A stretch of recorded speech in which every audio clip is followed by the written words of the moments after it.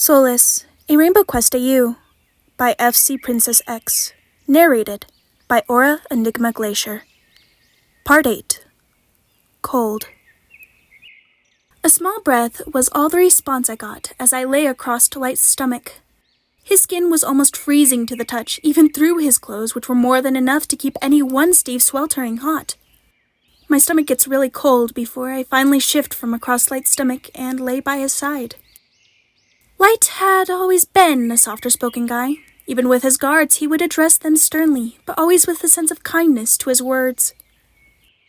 I stay silent as my eyes trail up to the skylight, where the afternoon sun cast warm sunbeams onto the floor by Light's bed. The architects had added it into the design after one of the Rose Guards, Harmony, had suggested that the room would have been too dark without it, in which he was right. I feel Light take a breath again and shift to lay my head on his chest to listen to his faint heartbeat. The sound was calming to listen to, as it made me forget about a lot of the stress I had gotten with the responsibility of being a leader, and kept me grounded to the dirt. Light shifts and softly places his hand between my shoulder blades, his chest moving gently with his breathing. I shift my head from his chest to his shoulder to look at his face, seeing his eyes closed with thought. The faint light trickling through the windows on the far side of the room landed on the battle-worn features of his face. A couple minutes pass before I shift to sit up and look out the window, hugging my knees to my chest. The kingdom was bustling with activity as the midday sun shone down. A red Steve and his son passes by the window, and a smile crosses my face as I remember a similar moment with the old red leader, who had raised me as his own. I wonder where he is now, I think solemnly to myself, and let out a plaintive sigh as I lay my head down on my arms. The soft fabric of my coat sleeve was a welcome feeling as my eyes drift around the room, the memory of the leader's voice drifting through my mind.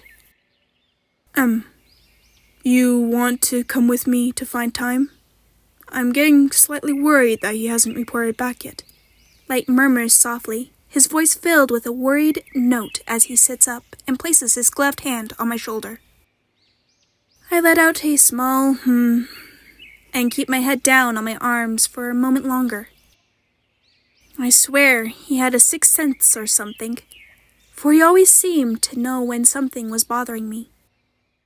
I nod my head gently and stand up from the bed as a weight settled on my chest. Was there something I could have done to prevent him turning into Hypno-Steve? To prevent losing him? If I hadn't brought Saber to the Red Kingdom, would the leader have ever gotten hurt? I hear Light stand up and walk around the bed to me, and soon he was hugging me close as tears stung my eyes. Hey, what's bothering you, Em? Light asks with no concern as I bury my face into his shoulder. Thinking back on my life, I had lost my only father figure, as well as a close friend, in the course of less than a month. Both who were close to my heart and meant the most to me. Light holds me close as I sit there crying softly, his arms creating a shield around me like he would protect me from the world. After a while, I slowly got a handle on my tears and let go of Light softly. Do you want to have a moment longer, or are you all right to come with me? He asks gently as I rub my eyes with the back of my sleeve. I didn't truly know, but I had a feeling taking a walk would help clear my emotions. I'll be all right. I just got reminded of the old leader. I mumble softly as I look at the bright colors of the sheets beside me. Light makes a small nod and then places his hand on my shoulder. If you ever want to talk about it, Em, you know you can just pull me aside, right? As a look of gentleness and worry was in his eyes, so I knew he meant what he said.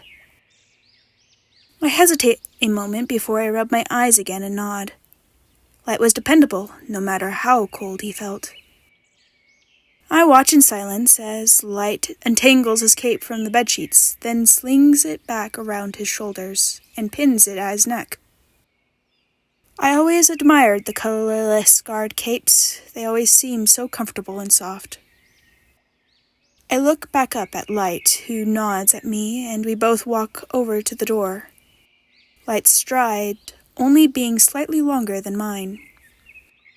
As per usual of him, he opens the door for me and I walk through, used to him doing that by now. Then again, all the guards had been doing that recently. Were they trying to mimic him just to treat me well? I don't know. We walk in a quiet silence as we scan the halls for time, the only interruption being the occasional rose guard who would address us as we would pass. Most of the guards were out doing rounds in the kingdom at this time, so the sanctuary was empty for the most part.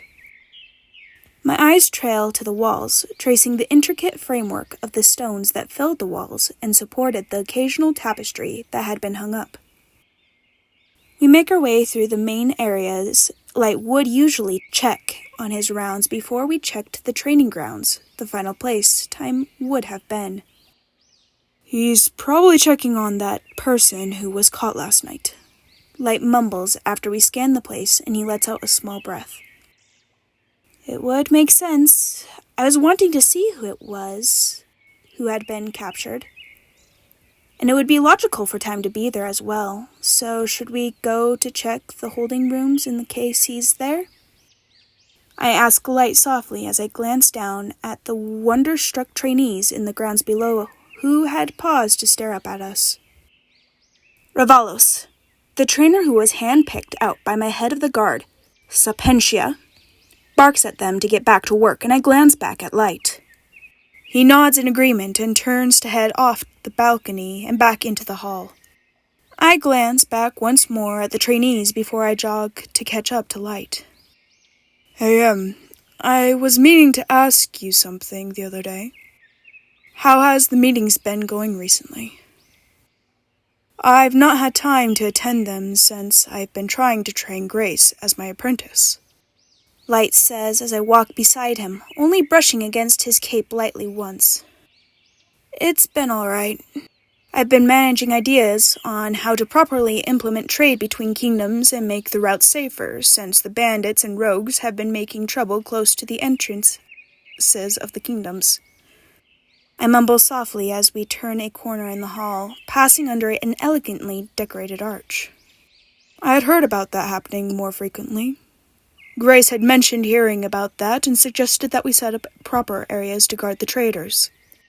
Light says with a note of tiredness as we reach the prison quadrant, the section at the back of the Rose Guard sanctuary that contained all of the rooms to hold prisoners at. Well, maybe if we have a moment later, we could discuss stuff further. I would also like to get Time's say on it, since he is as logical as the professor. Well, to an extent. I think we both know how crazy the professor can be, I say with a small chuckle to Light as we walk down the hall and find 2 guards at a door. Most likely the one the current troublemaker was in. Yeah, Professor Red can be very eccentric, to say the least. However, his intentions have helped out with furthering the other kingdoms, Light says with a mumble as he walks.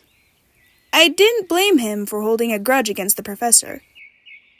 One day, when Light was in the kingdom, the professor had brought him to the lab to run tests on him, without me knowing or giving him permission to. The 2 guards salute to us as we approach and address us with soft-spoken "Afternoon, leader, afternoon, captain." I nod at them and glance at the walls again, for a moment, spying the rainbow crystal tapestry that sat across from the door. It was one of the few that had been saved from the old Rainbow Kingdom. Light opens the door with a creak and steps inside.